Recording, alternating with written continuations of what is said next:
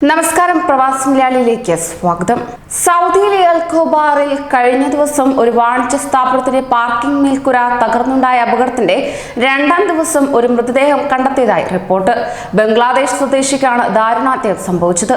അപകടത്തിൽ 4 പേർക്ക് പരിക്കേൽക്കുകയും നിരവധി വാഹനങ്ങൾ തകർക്കുകയും ചെയ്തിരുന്നു. എന്നാൽ പോലീസിന്റെയും മറ്റു സുരക്ഷാ ഉദ്യോഗസ്ഥരുടെയും നേതൃത്വത്തിൽ തുടർച്ചയായി നടത്തിയ തിരച്ചിലിനൊടുവിലാണ് മൃതദേഹം കണ്ടെടുത്തിരിക്കുന്നത്. പാർക്കിങ്ങിന് ചുറ്റുമുള്ള ടവറുകളിൽ നിന്ന് ആളുകളെ ഉടൻ ഒഴിപ്പിക്കുകയും നൂതന സംവിധാനങ്ങളും പോലീസ് നായയെയും ഉപയോഗിച്ചുള്ള തുടരുകയുമാണെന്ന് പോലീസ് വ്യക്തമാക്കി. കിഴക്കൻ പ്രവിശ്യ deputy governor Prince Ahmed bin Hamad bin Salman സ്ഥലം സന്ദർശിക്കുകയുണ്ടായി. ഇതിനെ തുടർന്ന് സ്ഥിതിഗതികൾ വിലയിരുത്തി. അവശിഷ്ടങ്ങൾക്കിടയിൽ ആരും കുടുങ്ങിക്കിടക്കുന്നില്ലെന്ന് ഉറപ്പാക്കുന്നതുവരെ തെരച്ചിൽ തുടരാൻ civil defence director general Ajab bin Sadhan al ഹർബിക്ക് അദ്ദേഹം നിർദ്ദേശവും നൽകി. ഞായറാഴ്ച രാവിലെയായിരുന്നു സംഭവം. പാർക്കിംഗ് സംവിധാനത്തിന്റെ താഴ്ഭാഗത്തെ മണ്ണിളകി തൂണുകൾ വീണതാണ് വാഹനങ്ങളും ഷെഡുകളും പാർക്കിംഗ് പ്രതലത്തിന്റെ മുകളിലത്തെ നിലയും നിലം പൊത്താൻ ഇടയായത്. ഇതേ തുടർന്ന് പരിക്കുകളോടെ രക്ഷപ്പെടുത്തിയ 3 പേരെ നേരത്തെ തന്നെ ആശുപത്രിയിൽ പ്രവേശിപ്പിച്ച് അടിയന്തര ചികിത്സ നൽകിയിരുന്നു.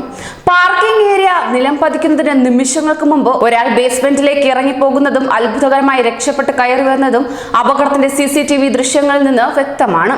തിരയൽ പ്രവർത്തനങ്ങളിൽ സുരക്ഷാ നിർദ്ദേശങ്ങൾ പാലിക്കേണ്ടതിന്റെ പ്രാധാന്യവും ആളുകൾ അപകട സ്ഥലത്ത് നിന്ന് മാറി നിന്ന് സന്നദ്ധ പ്രവർത്തനങ്ങൾക്ക് സൗകര്യം ചെയ്ത് നൽകേണ്ടതിന്റെ പ്രാധാന്യത്തെയും അദ്ദേഹം ഉണർത്തുകയുണ്ടായി. സൗദി റെസ്ക്യൂ ടീമിന്റെ പ്രാപ്തിയും അത്യാധുനിക സംവിധാനങ്ങളും നിലവിലെ സാഹചര്യത്തെ നേരിടാൻ പര്യാപ്തമാണെന്നും ഡെപ്യൂട്ടി ഗവർണർ ഇതിലൂടെ വ്യക്തമാക്കി. കൂടുതൽ പ്രവാസി വാർത്തകൾക്കായി ഈ ചാനൽ സബ്സ്ക്രൈബ് ചെയ്യൂ.